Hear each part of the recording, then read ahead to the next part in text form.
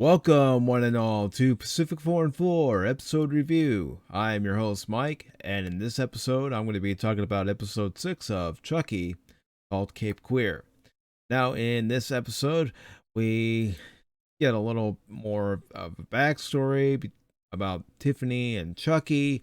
We also come to find that Bree is having a hard time telling her family about the fact that she's been diagnosed with cancer.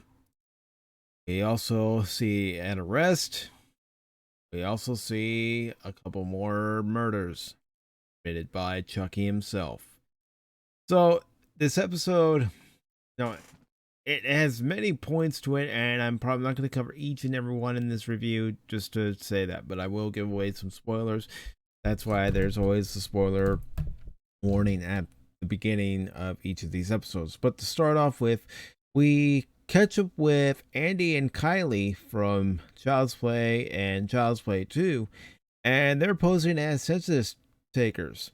And they've stopped at a house, and there's this young couple that has a daughter, and this daughter has some dolls. And one of the things that Andy ends up asking is, have the family brought in any new additions as far as their daughter's doll collection? And of course, she actually does have a new addition, and that new addition is Chucky.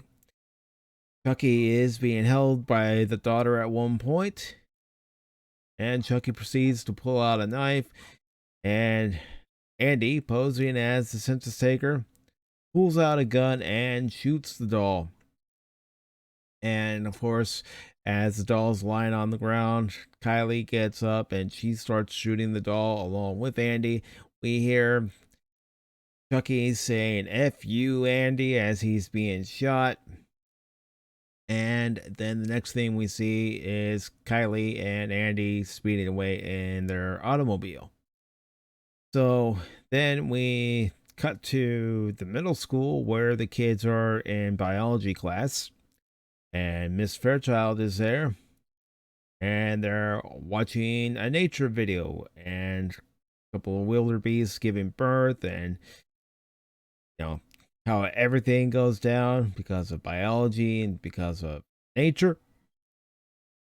And then all of a sudden, Devin's mom comes in. Detective Evans arrests Miss Fairchild, and she is charged for the murders of Oliver and the principal, and she's also charged for the murder of a third person, which, if I recall, would be her detective partner. I don't know why though, but anyways, Miss Fairchild is placed under arrest. Of course, Lexi, Jake, and Devin try to intervene to no avail, and we also get a scene later on in the episode where Jake's Aunt Blair is trying to tell Jake's uncle Lucas and Junior that she has cancer. Of course, that doesn't go too well because Lucas actually walks off as Blair's trying to reveal to Junior that she has cancer. She's already told Lucas at this point. But Lucas, being the kind of person he is, he's all about success. He, didn't care about Junior having smoke in his lungs. He already pulled some strings so that Junior can be in the next track meet.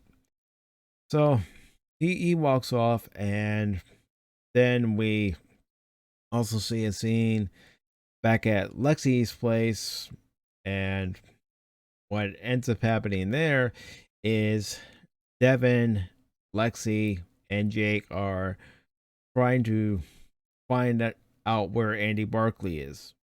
And of course, getting back to when Miss Fairchild was arrested at the school, there's a point where Jake even says, "Well, who's Andy Barkley?" And I'm thinking to myself as I'm watching this episode, Andy Barkley, the kid that you were looking up in episode 1. But yeah, they do bring it up again, so they kind of try to cover their mistake, I guess.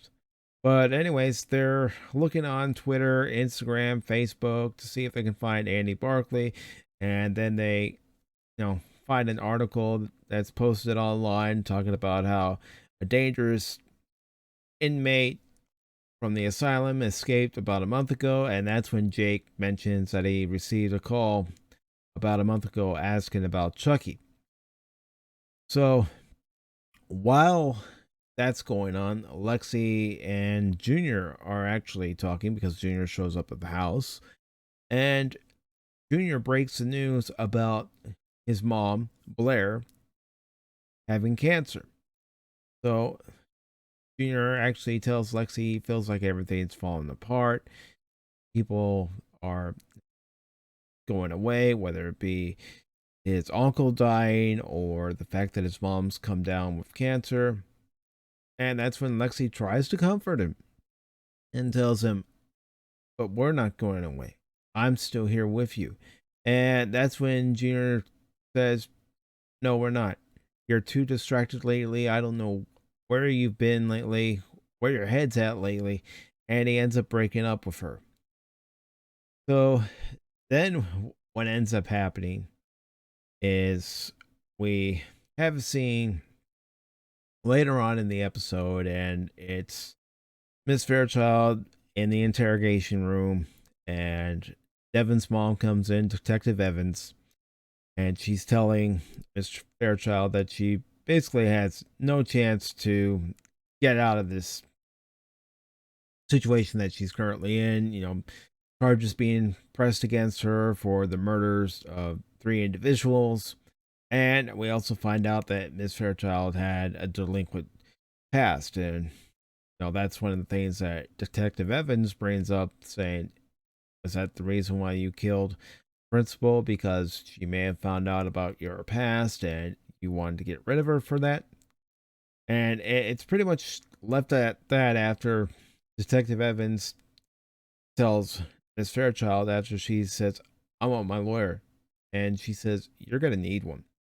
So we get to a scene between Bree and Junior, and Bree's going into her counseling session, going to see her psychiatrist, and he's talking to Junior, and Junior even asks, "So what are you all doing there?" And Bree says, "We talk about things that we normally don't talk about at home, that we don't get a chance to talk about at home."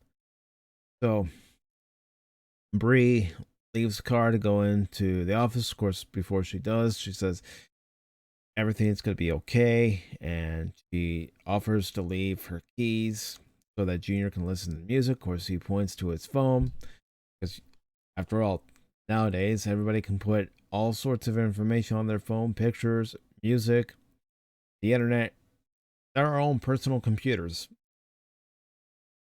So Bree goes into the office for her counseling session, and it's a high-rise building, and she's talking to her psychiatrist, and the psychiatrist, after Bree tells her that she's not going to take any treatment, says, "No, a lot of patients feel this way at first, but maybe you should reconsider." And Bree says, "No, I've made my decision, and this is what I choose to do." So the next thing we see is Bree's in the hallway. She's standing right up against a window, and she's looking out the window, looking out onto the world and just having a moment to herself, when all of a sudden there's this cart that's being pushed, and it's being pushed by none other than Chucky. And he keeps pushing it faster and faster and faster.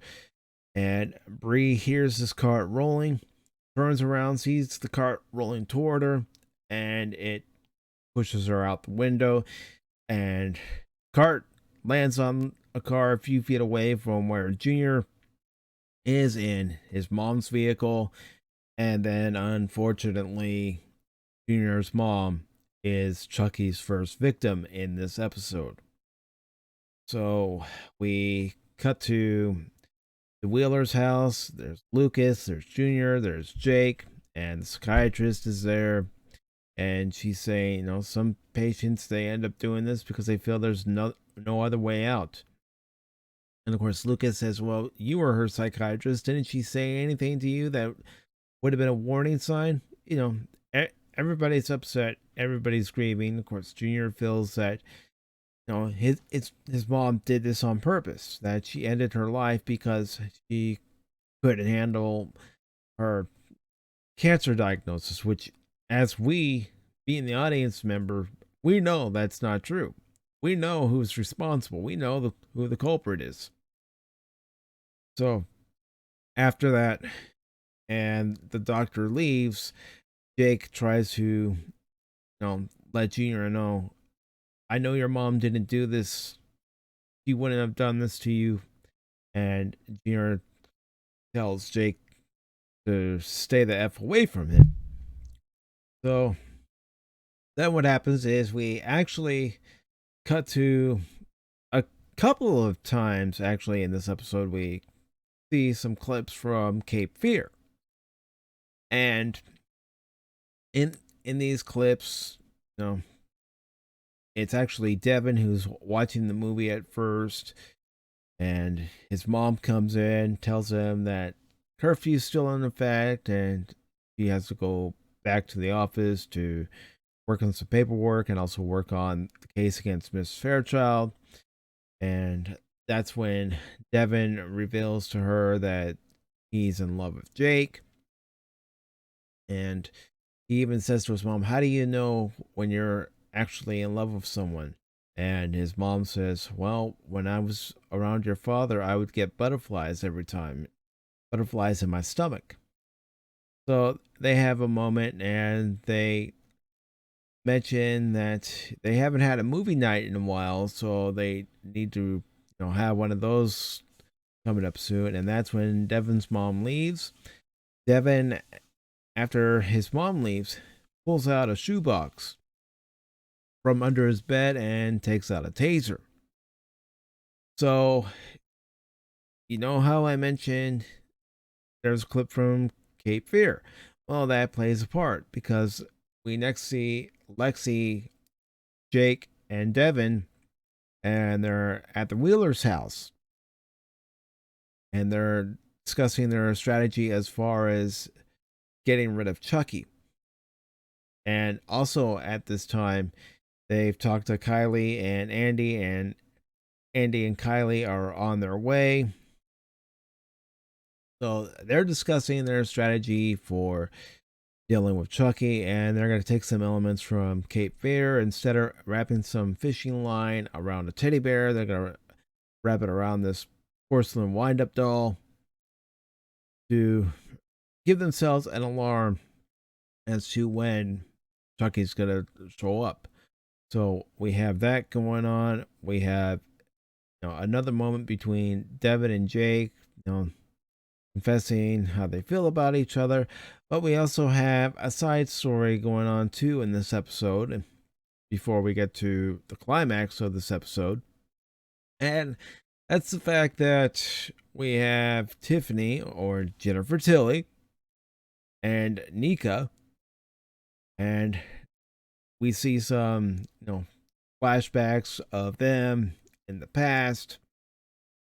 One of them is the two of them actually getting a car from this older gentleman. And the way they get the car is after the guy makes a sale pitch, tells them all about the car, all about its in and outs, even the paint job. Chucky ends up slitting his throat, and Tiffany and Chucky end up taking the car and going on the run. Of course, this takes place back in 1987, in case anyone wants to know year that this flashback was taking place. And we also cut to present time where, again, It's Nika and Tiffany still in Hackensack. They're at a hotel. Yet Tiffany, also Jennifer Tilly, becomes wise knowing when Chucky inside Nika's body, basically possessed body, and when it's Nika. And she even points it out as Nika and her are playing a game of poker. And says to Nika in no uncertain terms, nice try, but I know Chucky, and he's not that kind of card player that you're trying to become. So what ends up happening is Tiffany tells Nika that she purchased a house, and she also admits to Nika that she likes it when it's Nika instead of Chucky that she gets to talk to. And she says, how do I get you to stay that way? How do I get you to stay as Nika? So what did she do? Oh, she hits Nika over the head. We see another scene where she, pulls up to this house. Jennifer Tilly pulls up to this house in a red car. We see the woman that we saw in Give Me Something Good to Eat, whose tongue was cut by the razor inside the apple. She's a real estate agent, and she ends up selling Jennifer Tilly this house. But here's the kicker: that this house happens to be Charles Lee Ray's childhood house that he saw his father murdered in, killed his own mother, and switched knives with the killer. Well, it happens to be his childhood home, and Jennifer Tilly has purchased it. After the real estate agent leaves, she goes to the back of the trunk. She opens the back of the trunk. There's Nika. She's tied up, got duct tape over her mouth. We next cut to an interior shot inside the living room of the house. Nika's tied up on the chair, and Jennifer Tilly tells her, we've got great plans here for you and I. And she ends up leaving the house with Nika, the sole person inside the house. And you hear Nika screaming because no one's going to be able to hear her with duct tape over her mouth. So, cutting back to the Wheelers household, we see Lexi, Jake, and Devin prepping. They get some fishing line and they've tied it around the porcelain wind-up doll. Lexi grabs fire poker from the fireplace, and their mission is to get rid of Chucky. So as they're watching the doll slowly move, Devin goes up to it and pokes it, and then all of a sudden they hear Chucky's laugh after they hear something break in the background. Well, they start looking, and they turn a corner around the living room, and they see a broken lamp. Then what ends up happening as they're all looking, you have Jake and Devin looking downstairs. Lexi's upstairs, and there's a shot of Jake and Devin downstairs, and then the camera pans up, show Chucky looking from the upstairs area. And just as you think, well, maybe they'll be able to get to Chucky. No, they don't get to Chucky. As a matter of fact, Chucky cuts the power to the house, and there's a shot of Lexi in Jake's room of the house, and she's got the fire poker, and the door shuts, and then the camera cuts to Chucky, and there's an exchange between Chucky and Lexi. Chucky even asks Lexi, so how would you kill Jake? Because you want to do it. So she starts explaining how she wants to kill Jake. Meanwhile, what Chucky doesn't know is that Jake and Devin are on their way upstairs. Jake has a bat, and of course Devin has his taser. Jake opens up the door to his bedroom after it was shut by Chucky and slowly starts stepping in. Only problem is, the floor starts creaking, and it gives him away. just as Lexi is telling Chucky how she would kill him. So then what ends up happening is Chucky tries to make an escape by cutting Jake's leg with the butcher knife in hand. Well, little does Chucky know that Devin is on the outside of the room with his taser. He shocks Chucky, setting him back. Chucky ends up dropping the butcher's knife. And then, of course, Devin is frantically trying to recharge the taser because it's going to take a while. So Chucky ends up getting up, says, "I'm too old for this crap." And as soon as he gets up, he starts charging at Devin. Devin's able to get out of the way, and then they go chasing after Chucky. Now, another thing that happened just before this is Devin's mom tried to give him a call. Devin ignores the call. So Devin's mom, Detective Evans, shows up at the house and starts calling for Devin as she goes upstairs. Devin shows up, so does Jake, so does Lexi. But who else shows up? Chucky. He pops up from behind Devin's mom and starts, tussling with her, trying to mangle her, just like he did in the Child's Play movies. And unfortunately, he ends up killing Devin's mom by having her slip and fall down the stairs and breaking her neck.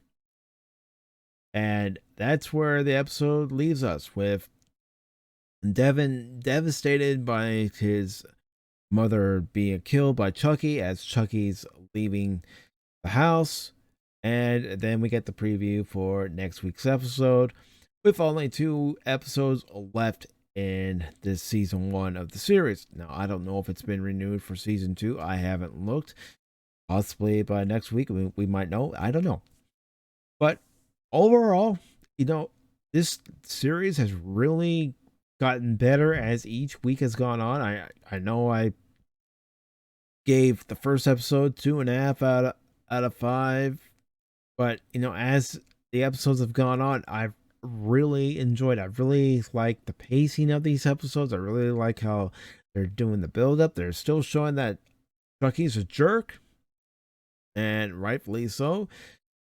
And I know somebody might say, but there's some flaws. Yes, there are some flaws. But for the most part, if you just want to watch a series and turn off your brain, I think you'll really enjoy this episode and you'll really enjoy this series.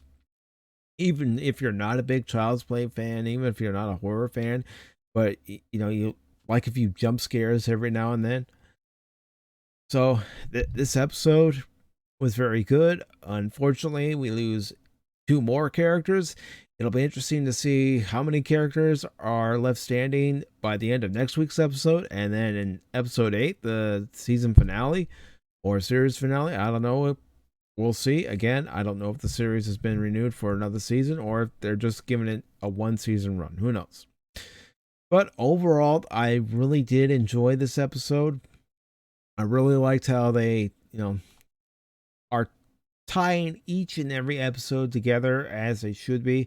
And even though we all know Miss Fairchild didn't commit any of the murders, it'll be interesting to see where that goes now that Detective Evans is no longer in the picture. So overall, I would actually give this episode a 5 out of 5. 5 out of 5, considering that it does borrow some elements from Cape Fear. And even in the special that aired after the episode, the behind the scenes, they even mention how Cape Fear plays a part in this episode, and the young actor who plays Devin even mentioned how he had seen Cape Fear before his other castmates. So he was looking forward to it. And he was even excited about the fact that his character got to say a line from the movie in the episode by saying, "We'll know when the Holy Ghost arrives." So, that was pretty cool. So overall, 5 out of 5 for this episode. If you like Chucky, great. If you don't like Chucky, that's fine too. If Chucky's just not your thing, horror's just not your thing, I understand. I'm not a big horror fan, but I thought, I, I've watched Child Play 1, I've watched Child's Play 2, I've watched a few of the other Chucky movies. Yeah, they're cheesy, and as the series went on, they just got even more ludicrous. But you come to expect that from certain series. And I'm glad I've given this series a chance because I've really enjoyed it, and I hope you have too. And I hope you've all enjoyed these reviews. I know I have only done 3 live watch parties, but I am planning to do one more watch party for this series, and that'll be the series finale. So I look forward to doing that with all of you. And it will probably be the East Coast time, but I'll let you all know when I decide what time I'll do it. I'll try to do it where everybody can watch because I'll admit there have been a lot of questions. Well, are you going to show the episode? No, I'm not going to show the episode because I'm not going to get a copyright claim or a copyright strike on my channel. Well, how can we watch this episode? Your local cable, satellite provider, TV service provider. I mean, some people say, well, what if I sell the, high seas? That's on you. That's entirely on you. I don't advocate doing it, but that's on you.